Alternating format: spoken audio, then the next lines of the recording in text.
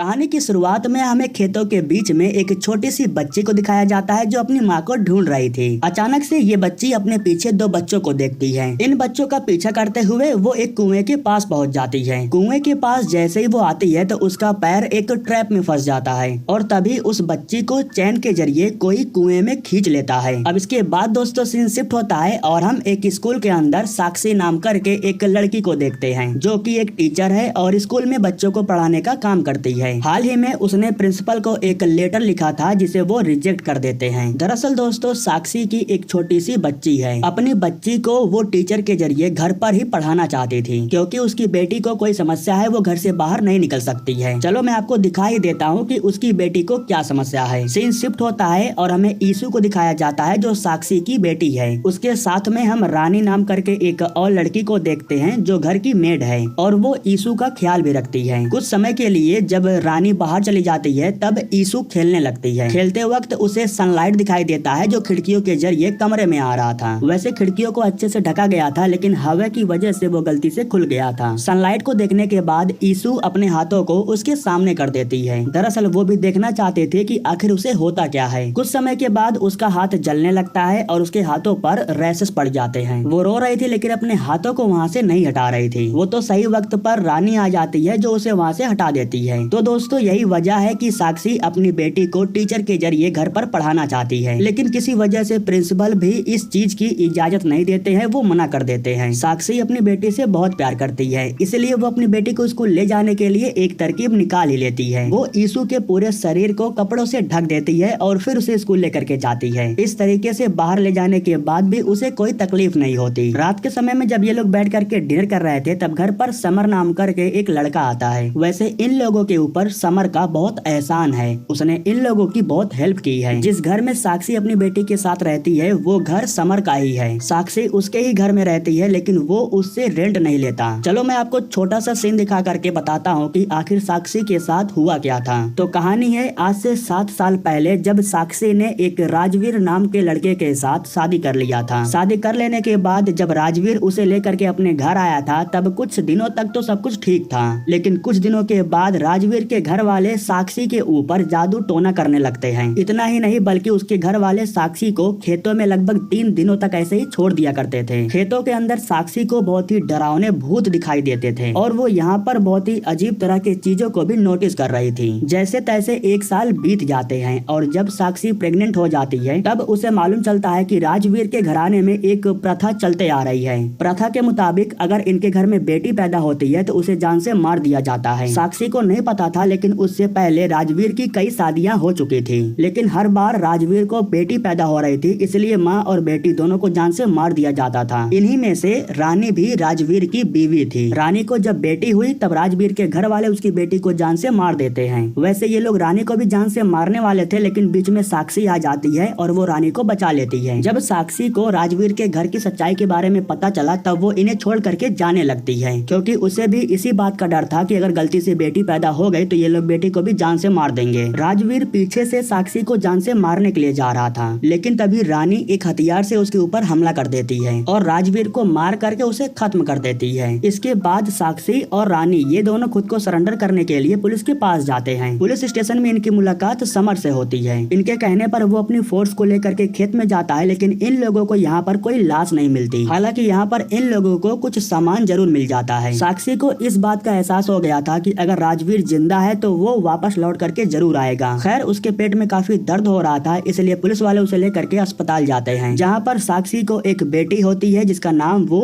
Issue रखती है। यहीं पर साक्षी को ये भी मालूम चल जाता है कि ईशु को सनलाइट से एलर्जी है। जैसे ही सूरज की रोशनी उस पर पड़ती है तो वो रोने लगती है और उसका शरीर भी जलने लगता है। तो ये थी साक्षी की कहानी जिसे मैंने आपको छोटे लफ्जों में बता दिया लेकिन आपको इसका पार्ट 1 जरूर देखना चाहिए। इसका पार्ट 1 आज से 4 साल पहले रिलीज हो चुका है इसलिए मैंने उसे एक्सप्लेन नहीं किया लेकिन अगर आप लोग चाहो तो मैं इसका पार्ट 1 भी एक्सप्लेन कर सकता हूँ, बस आपको कमेंट करके बताना होगा। खैर दोस्तों इसके बाद हमें ईशु को दिखाया जाता है जो अपने कमरे में अकेली थी। वो अपने कमरे में एक परछाई को देखती है जो काफी डरावनी थी। उसको देख करके ईशु काफी डर जाती है और वो भागते हुए फौरन नीचे आने लगती है लेकिन तभी वो परछाई अचानक से ईशु के सामने आ जाती है और उसे पजेस्ट कर लेती है। ईशु को अपने वश में करने के बाद वो उसे अपने पीछे लेकर के जाने लगती है। इधर हमें रानी को दिखाया जाता है जो बाहर बैठ करके सब्जियां काट रही थी। जब वो यीशु को बाहर जाता हुआ देखती है तब वो उसका पीछा करके उसे रोकने की कोशिश करती है, लेकिन तभी कुछ लोग गाड़ी में से बाहर निकलते हैं और यीशु के साथ रानी को भी किडनैप करके लेके चले जाते हैं। कुछ समय के बाद जब साक्षी और समर घर पर आते हैं तब साक्षी को घर का दरवाजा खुला हुआ दिखाई देता है। साक्षी फौरन घर के अंदर जाती है, लेकिन उसे रानी और यीशु कहीं दिखाई नहीं देते हैं। फिलहाल ऐसा भी हो सकता था कि रानी यीशु को लेकर के बाहर गई होगी, लेकिन काफी रात हो गई थी, इसलिए साक्षी को चिंता हो रहा था। जिसके बाद समर उसके कहने पर उन दोनों को ढूंढने के लिए जाता है। साक्षी जब अपने कमरे में बैठे बैठे सो जाती है तब उसे अपने बिस्तर पर किसी के होने का एहसास होता है, जो कोई और नहीं बल्कि यीशु थी, जिसको देख करके साक्षी बहुत खुश हो जाती है। लेकिन दोस्तों ये साक्षी का बस एक बुरा सपना था। उसी वक्त समर उसके पास कॉल करता है और समर उसे बताता है कि राजवीर के गांव के जो ताऊ जी हैं वो उन दोनों को अगवा करके लेके गए हैं। दरअसल सीसीटीवी की मदद से उसने राजवीर के ताऊ को देख लिया था। साक्षी को पता था कि राजवीर के ताऊ उन दोनों को लेकर के उसी खेत में गए होंगे, इसीलिए वो समर को अपने साथ लेकर के उसी खेत में जाती है। तभी साक्षी के सामने एक छोटा सा बच्चा आता है और उसने अपने हाथों में कुछ ले रखा था, जिसे वो साक्षी के सामने फेंक करके भाग जाता है। साक्षी जा करके जब उसे चेक करती है तब उसे मालूम चलता है कि इसमें यीशु के कपड़े हैं, इसीलिए ये लोग उस लड़के का पीछा करते हुए काफी अंदर तक चले जाते हैं। ये लोग अंदर एक जगह पर चले जाते हैं जहाँ पर एक छोटा सा कटा हुआ पेड़ था। तभी अचानक से यहाँ पर कुछ बच्चे आ जाते हैं जो इन लोगों पर पत्थर फेंक करके इन्हें मारने लगते हैं। पत्थरबाजी काफी ज्यादा हो रहा था, इसलिए समर साक्षी को साइड में कर देता है। लोग बच्चों को पकड़ने में व्यस्त हो जाते हैं। साक्षी के ऊपर किसी का ध्यान नहीं था। पीछे से साक्षी के पास कोई आ जाता है जो उसे पकड़ करके अंदर लेके चला जाता है। जब साक्षी उस शख्स का चेहरा देखती है तब उसे मालूम चलता है कि ये तो राजवीर है। रानी ने उस पर हमला तो किया था लेकिन उसे मार नहीं पाई, वो जिंदा है। उसी वक्त साक्षी पर हमला होता है जिसकी वजह से वो बेहोश होकर के नीचे गिर जाती है। जिसके बाद ये लोग साक्षी को लेकर के यहाँ से चले जाते हैं। कुछ समय के बाद समर को मालूम चलता है कि साक्षी भी गायब हो चुकी है। हालांकि समर उसे काफी ढूंढता भी है लेकिन साक्षी उसे कहीं नहीं मिलती, क्योंकि राजवीर उसे घसीटते हुए अंदर लेकर के चला गया था। यहाँ पर एक सभा बैठाई गई थी और सभी लोग इकट्ठा भी हुए थे। यहाँ पर हम राजवीर के ताऊ जी को भी देखते हैं जो सभी लोगों से कह रहे थे कि आज हमारी 7 सालों की तपस्या पूरी हो गई, अब जा करके हमारे घरों में खुशहाली आने वाली है। दरअसल ये लोग साक्षी की बेटी को किसी के सामने समर्पण करने की बात कर रहे थे,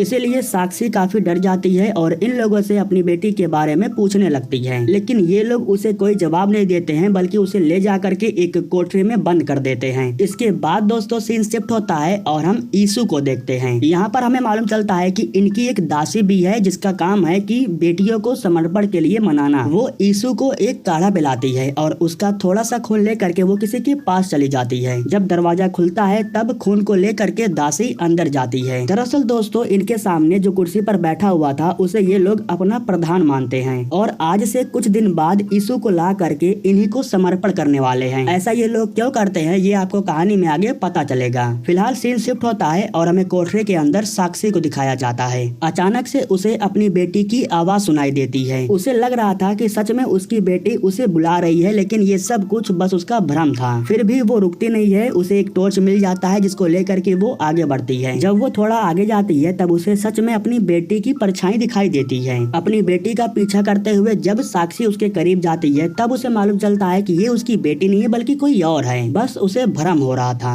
इधर यीशु के पास जो लड़का था जो उसकी रखवाली कर रहा था वो बच्चों के साथ खेलने के लिए चला जाता है, इसीलिए यीशु हो चुकी थी अकेली और वो भी यहाँ से भागने की कोशिश करती है। जब वो यहाँ से निकल रही थी तभी उसे कुछ बच्चे दिखाई देते हैं और इन्हीं बच्चों का पीछा करते हुए वो गेट के पास आ जाती है। मतलब कि वो यहाँ से बाहर निकल सकती थी, लेकिन दिक्कत की बात ये थी कि वो बाहर जा नहीं सकती थी। हालांकि उसके सामने जो बच्चे खड़े थे वो यीशु से कहते हैं कि तुम्हारी माँ बाहर तुम्हारा इंतजार कर रही हैं। इसीलिए यीशु खुद को रोक नहीं पाती है, वो भागते हुए बाहर चली जाती है। जैसे ही वो सूरज की रोशनी में जाती है तो उसका शरीर जलने लगता है और वो यहाँ से बाहर भी नहीं निकल पाती। इधर दासी जब कमरे में आती हैं तब उन्हें मालूम चलता है कि यीशु कमरे में नहीं है। उसे ढूंढने के लिए वो अपने काले साये का इस्तेमाल करती हैं। तो इस काले साये को देखने के बाद हमें मालूम चलता है कि यीशु के घर पे जो काला साया था वो दासी ही थी। खैर अपने काले साये के जरिए दासी को मालूम चल जाता है कि यीशु यहाँ से भागने की कोशिश कर रही है, जिसके बाद वो फौरन बाहर जा करके यीशु को उठा करके अंदर लेकर के आती हैं। यीशु का शरीर काफी जल चुका था, इसलिए वो कुछ दवाइयाँ बना करके उसके जख्मों पर लगा देती हैं। इस तरह से जब वो यीशु की देखभाल कर रही थी तो यीशु को भी दासी से धीरे धीरे लगाव होने लगता है। बाहर के साइड में हमें समर को दिखाया जाता है जो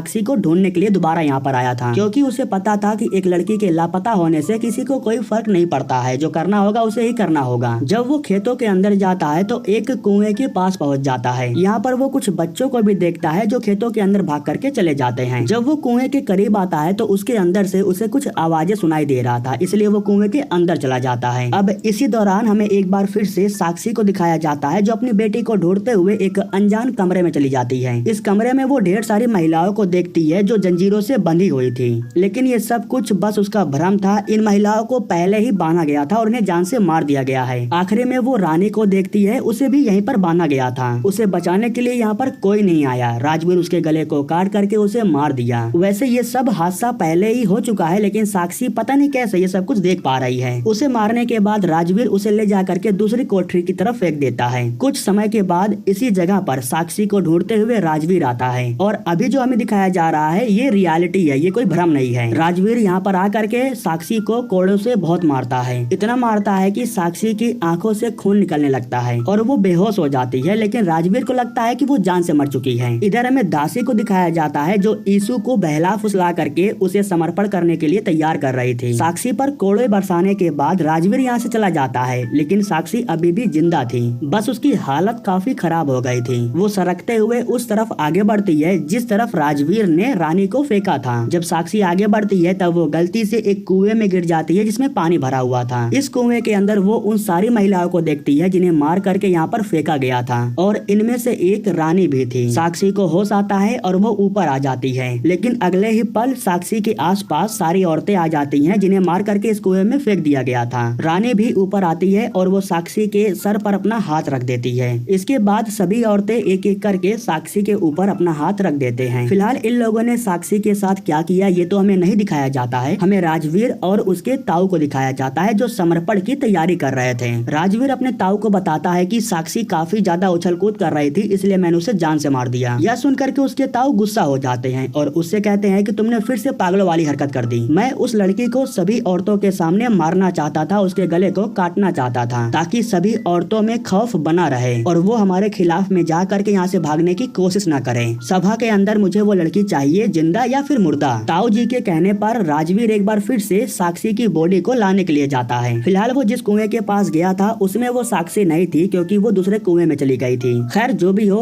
हम एक बच्चे को देखते हैं जिसे समर पकड़ लेता है। समर उससे पूछता है कि वो बच्ची और उसकी माँ कहाँ पर है। ये बच्चा वही है जो यीशु की रखवाली कर रहा था। वो समर को बताता है कि यीशु का समर्पण करने के लिए वो उसे लेकर के जाने वाले हैं। यह सुन करके समर उससे पूछता है कि वो किसे समर्पण करने वाले हैं, पर वो बच्चा बताता है कि वो हमारे प्रधान हैं और वो हमेशा गुफा के अंदर रहते हैं, वो कभी भी बाहर नहीं आते। खुश रखने के लिए हमारे कुल की एक बेटी को उन्हें समर्पण करना पड़ता है। हमारे लोगों का मानना है कि अगर प्रधान खुश रहेंगे तो हमारे लोगों में खुशहाली बनी रहेगी, इसलिए आज वे लोग यीशु को उन्हें समर्पण करने वाले हैं। समर उस बच्चे से पूछता है कि उसकी माँ कहाँ पर है, जिस पर वो बच्चा कहता है कि वो पीछे के साइड में है, मैं तुम्हें उनके पास ले जा सकता हूँ। इसके बाद वो बच्चा समर को लेकर के साक्षी के पास जाने लगता है। इधर हमें दिखाया जाता है कि यीशु की विदाई करने के लिए इन लोगों ने एक डोली बनाई है। दरअसल दोस्तों, इनके प्रथा के अंदर समर्पण करने के लिए कुछ रस्म होती है और ये लोग सारे रस्म को काफी अच्छे से पूरा करते हैं। एक बेटी की जिस तरह से विदाई की जाती है ना, उस तरह से ये लोग कुछ कार्यक्रम करते हैं और साथ में ये लोग ढोल बैंड बाजा सब कुछ बजाते हैं। यीशु को ले जाकर के ये लोग अपने प्रधान के दरवाजे के सामने बैठा देते हैं। सीन शिफ्ट होता है और हमें राजवीर को दिखाया जाता है। साक्षी को ढूंढते हुए जब वो अंदर जाता है तब उसे मालूम चलता है कि उसकी बॉडी तो यहाँ पर नहीं है। दरअसल दोस्तों, यहाँ पर एक से ज्यादा कुआं था और एक कुएं से दूसरे कुएं में ये लोग आराम से जा सकते थे। राजवीर को मालूम चल जाता है कि साक्षी गिरते हुए किस कुएं में गई है। जब वो उस कुएं में जाता है तब वो साक्षी की बॉडी को देखता है। उसकी बॉडी को रस्सी से बांधने के बाद उसे घसीटते हुए ऊपर लेकर के आने लगता है, लेकिन तभी अचानक से साक्षी जिंदा हो जाती है और वो राजवीर को खींच लेती है। उसकी हरकतें देख करके मैं इतना बता सकता हूँ कि उसके अंदर कुछ शक्तियाँ आ गई है। ऐसा मान लो कि उन आत्माओं ने साक्षी को शक्तियाँ दे दी हो। राजवीर को फांसी से लटका करके साक्षी उसे जान से मार देती है। ठीक उसी वक्त इसी कुएं के पास वो बच्चा समर को लेकर के आ जाता है। साक्षी जैसे यहाँ से बाहर निकलती है तो वो अपनी बेटी के बारे में पूछती है, तो यहाँ पर जो बच्चा था वो साक्षी को बताता है कि लोग उसे समर्पण के लिए लेकर के गए हैं। अब ये बच्चा इन लोगों को लेकर के समर्पण वाली जगह पर जाने लगता है। इधर सभा में एक बच्चा आता है और वो सभी लोगों से कहता है कि मैंने यहाँ पर एक पुलिस वाले को देखा है। जिसके बाद ताऊ जी सभी लोगों को लेकर के बाहर आ जाते हैं इन्हें रोकने के लिए। यहाँ पर जो समर था वो साक्षी को भेज देता है ताकि वो जा करके अपनी बच्ची को बचा सके, क्योंकि समर इन लोगों से अकेले ही निपटना चाहता था। अब इसके बाद समर और इनके बीच में फाइट शुरू हो जाती है। इधर ईशु को समर्पण करने का समय हो चुका था। जब प्रधान अपना दरवाजा खोलता है तब दासी उसे अंदर जाने के लिए कहती है, लेकिन प्रधान को देख करके ईशु डर जाती है। वो जाना तो नहीं चाहती थी, लेकिन प्रधान उसे पकड़ करके लेके चला जाता है। साक्षी अपनी बेटी को बचाने के लिए अंदर आ रही थी और इस चीज के बारे में दासी को मालूम चल जाता है। उनका जो काला साया था वो साक्षी को रोकने की कोशिश भी करता है, लेकिन साक्षी उससे नहीं डरती, इसीलिए दासी खुद उसे रोकने के लिए आ जाती है। वो साक्षी से कहती है कि ये मेरा काम है और मैं इसे पूरा करके ही रहूंगी। तभी साक्षी कहती है कि तुम एक दासी हो, तुम्हारी कोई कीमत नहीं है, वो तुम्हें भी कभी भी जान से मार देंगे। जिस पर दासी कहती है कि मुझे कोई फर्क नहीं पड़ता, मैं अपना काम कर रही हूँ। तो साक्षी कहती है कि मैं भी अपनी बेटी को मरने नहीं दूंगी। इतना कहने के बाद वो दासी के ऊपर हमला कर देती है। दासी अभी भी उसे रोकने की कोशिश कर रही थी, लेकिन तभी यहाँ पर सारी आत्माएं आ जाती हैं। तभी साक्षी उसे उठा करके फेंक देती है। इसके बाद वो दरवाजे को खोलने की कोशिश करती है। यहाँ साक्षी अकेली नहीं थी, बल्कि उसके साथ में सारी आत्माएं थी जो उसका साथ दे रही थी। ये लोग मिल करके दरवाजे को तोड़ देती हैं। इसके बाद साक्षी भाग करके अंदर जाती है। अंदर जाने के बाद उसे उसकी बेटी कहीं दिखाई नहीं दे रही थी,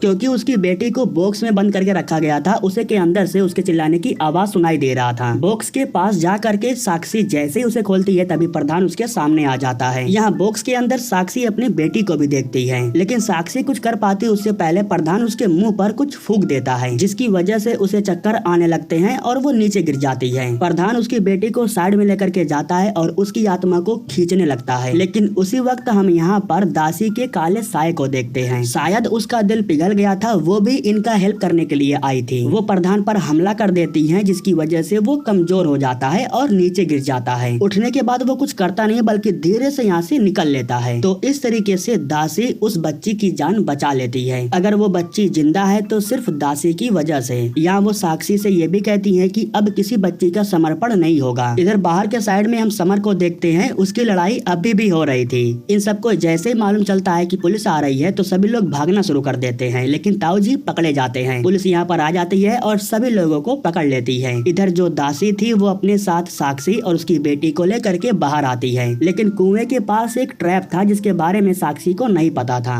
उसी ट्रैप में वो गलती से फंस जाती है, उसका पैर जंजीरों से बंध जाता है। वो जो भी था वो साक्षी को कुएं के अंदर खींच लेता है। अंदर जाने से पहले वो दासी से कहती है कि किसी को तो जाना होगा वरना ये फिर से आएगा, और वो दासी से ये भी कहती है कि मेरी बेटी का ख्याल रखना। इसके बाद वो जंजीरों के साथ अंदर चली जाती है और इसी के साथ ये कहानी यहीं पर खत्म हो जाती है।